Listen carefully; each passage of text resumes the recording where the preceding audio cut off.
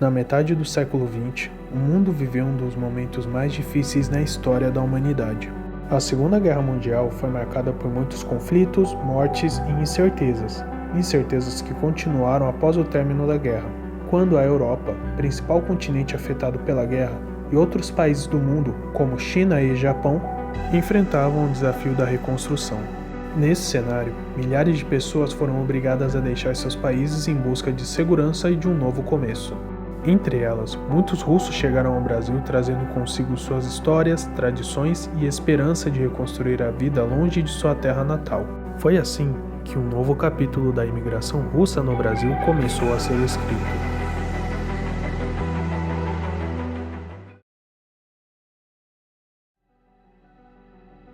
Na Conferência de Yalta, realizada na Crimeia em fevereiro de 1945, foram tomadas algumas medidas para a reorganização da Europa e do mundo.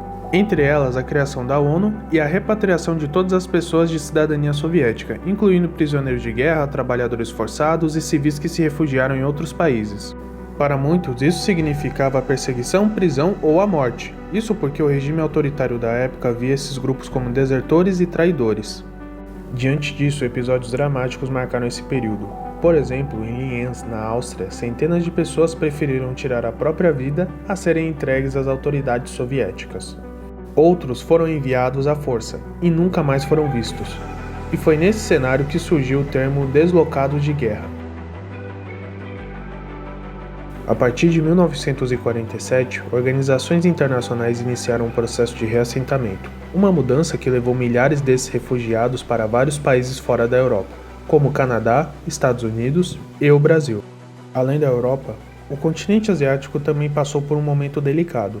Mais precisamente na China, algumas cidades como Harbin e Xangai eram fortes centros da presença russa, com igrejas ortodoxas, escolas, teatros e uma intensa vida cultural. Estima-se que o país chegou a receber mais de 150 mil pessoas entre russos e soviéticos após a Revolução de 1917. Mas devido ao forte avanço do regime comunista liderado por Mao Tse-tung nos anos 40, muitas pessoas decidiram migrar para outros países do mundo. E assim como foi o processo de reassentamento na Europa, muitos se espalharam por vários lugares do mundo, e uma parte veio ao Brasil.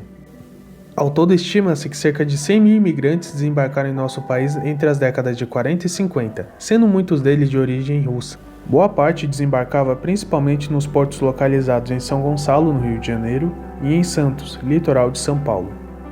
Uma curiosidade é que durante esse período a antiga hospedaria em São Paulo, situada no bairro da Moca, estava sendo utilizada para outra função.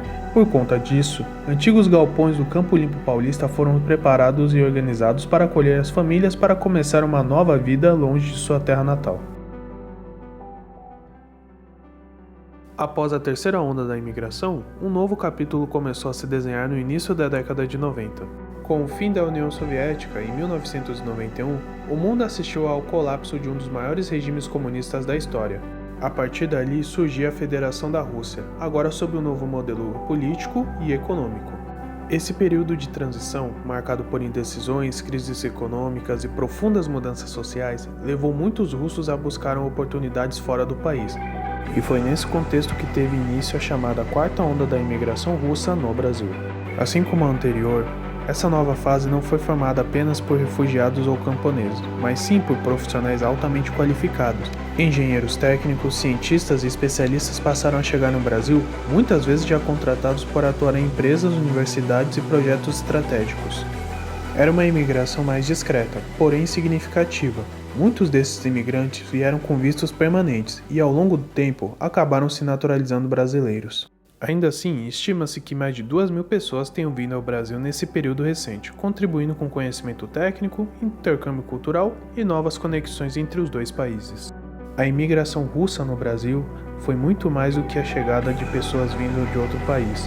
Ela trouxe histórias de superação, adaptação e recomeço em diferentes momentos da história mundial, do Império Russo ao fim da União Soviética. E o Brasil, conhecido por ser uma terra formada por diferentes povos, também abriu espaço para essa comunidade construir suas raízes. E no próximo vídeo vamos conhecer algumas dessas heranças russas que ainda existem no Brasil, e principalmente no estado de São Paulo. Porque a imigração não transforma apenas quem chega, ela também transforma o lugar que a recebe.